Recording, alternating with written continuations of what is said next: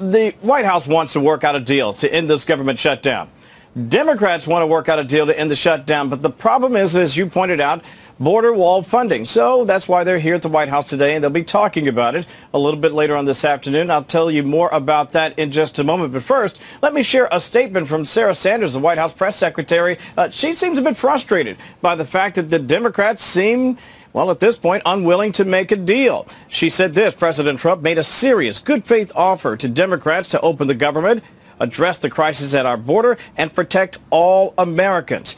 We've heard nothing back from the Democrats, who so far have refused to compromise. Speaker-designate Nancy Pelosi released a plan that will not reopen the government because it fails to secure the border and puts the needs of other countries above the needs of our own citizens. Strong words there from the White House press secretary. Meanwhile, the White House will be a hive of activity today, John, most notably with that briefing, as you pointed out, set to take place in the Situation Room this afternoon around 3 p.m. The attendees, a familiar cast of faces: Pelosi, Hoyer, McCarthy, Scalise, McConnell, Thune, Schumer, and Durbin, each recalcitrant, with federal workers unfortunately caught in the political crossfire. Now, for his part, the president sounds like he might be willing to do a bit of horse trading to solve the problem. He said this on Twitter yesterday to the presumptive incoming Speaker Nancy Pelosi. He said border security and the wall thing and shutdown is not where Nancy Pelosi wanted to start her tenure as Speaker. Let's make a deal? Question mark. As you can imagine, she forcefully rejected that offer by the president. We'll see if the tone and tenor changes this afternoon. Of course, we'll have details, but for now, back to you, John. It could be a long time, or it could be quickly. Could be a long time. It's too important a subject to walk away from. I was hoping that maybe somebody would come back and negotiate, but they didn't do that. I asked him directly. I said, Mr. President, give me one good reason why you should continue your shutdown. He could not give a good answer. The president, listening to him, he wants to solve this as well. That's why he's asked us to come back Friday. I was a little disappointed with, I would say, some on the other side. We're asking the president to open up government. We are giving him a Republican path to do that.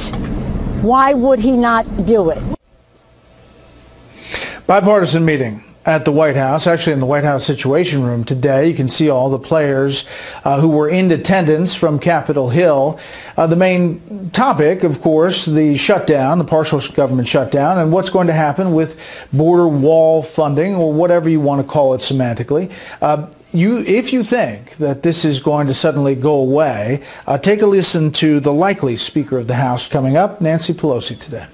Are you willing to come up and give him some of this money for the wall? Because apparently that's the sticking point. No, nothing for the wall. We're talking about border security. Nothing for the wall, but that means it's Well, we can go through this all, back and forth. No.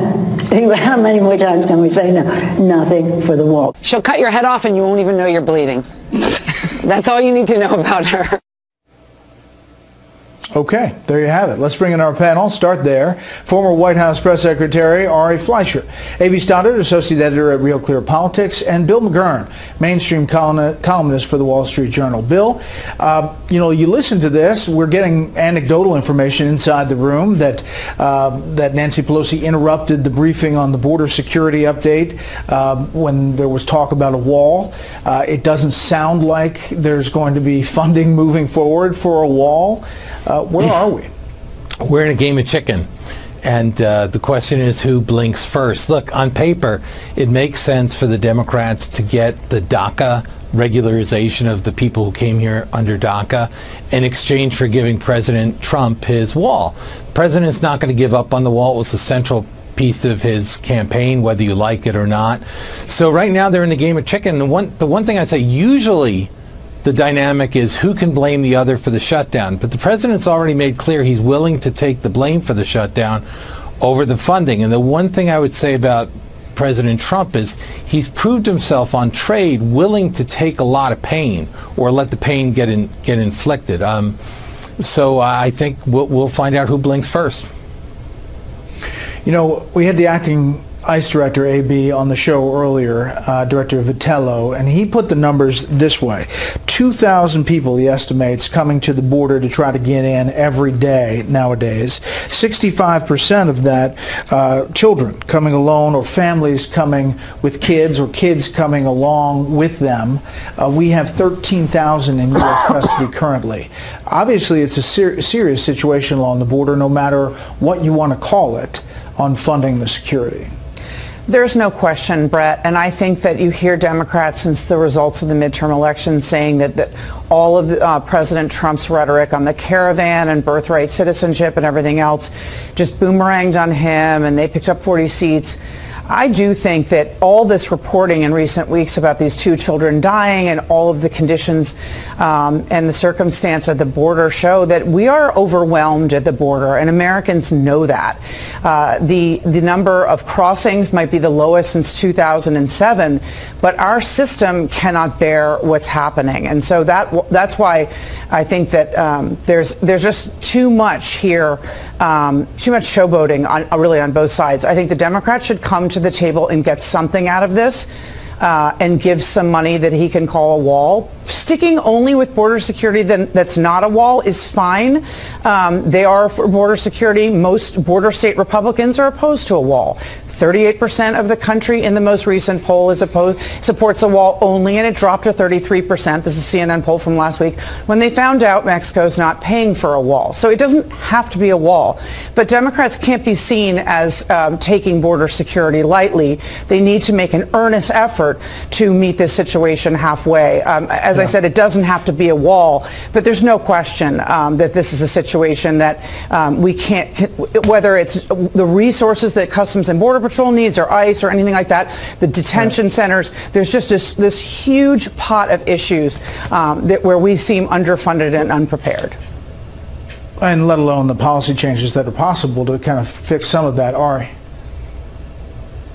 Well, somebody needs to explain to me, Brett, how a drone stops a caravan.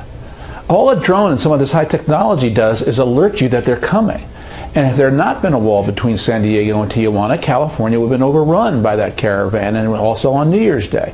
So wherever the Border Patrol says a wall would be helpful to them to do their job to enforce America's laws, of course there should be a wall. And the obvious compromise here is the Senate is asking for $5 billion, the House is asking for $0 billion, 2.5.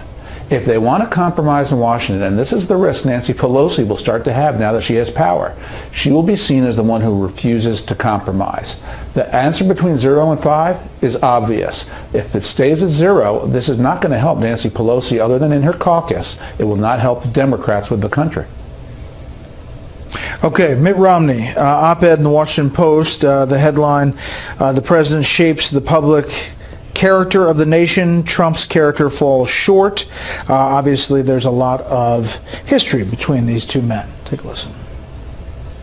It's my honor, real honor, and privilege to endorse Mitt Romney. Donald Trump has shown an extraordinary ability to understand how our economy works. He was begging for my endorsement.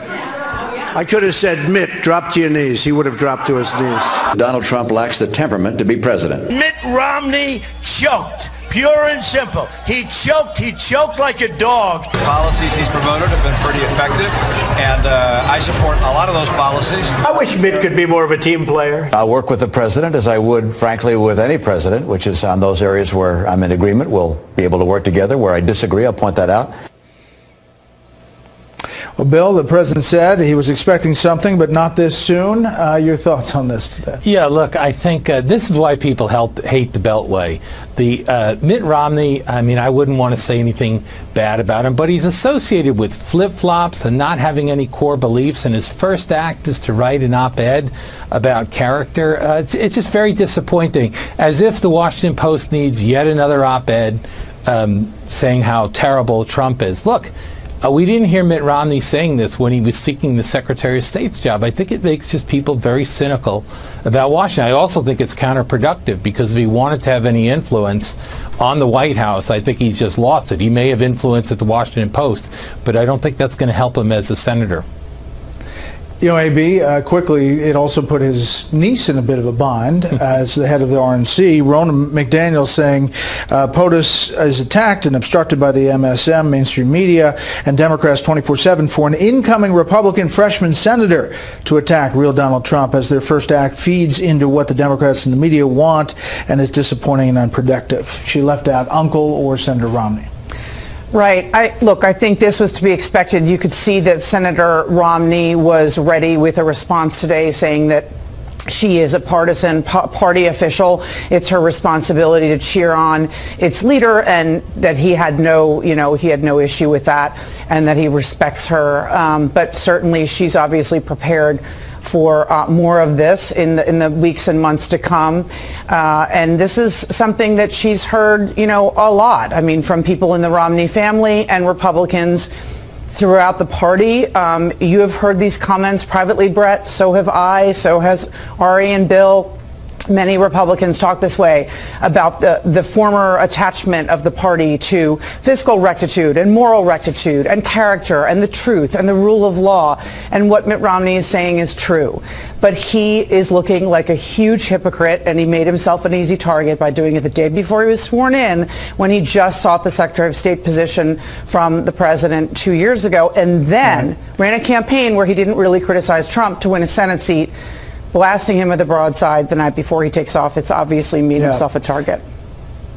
Ari? Well, there's two types of senators. There's show horses and work horses. The show horses are the ones, Democrats who blast Democrats, Republicans who blast Republicans. It's an easy formula for show horse success. Mitt just found it. The workhorses, and this is who's got to figure it out best with the Donald Trump presidency, is Lindsey Graham. Lindsey Graham knows how to appeal to Donald Trump and criticize Donald Trump. I think Mitt Romney should have followed Lindsey Graham's example and not this op-ed in the Washington Post example. It'll be interesting to see how the media treats Mitt Romney, how they treated him in 2012 and how they'll treat him now. Panel, thank you very much. When we come back.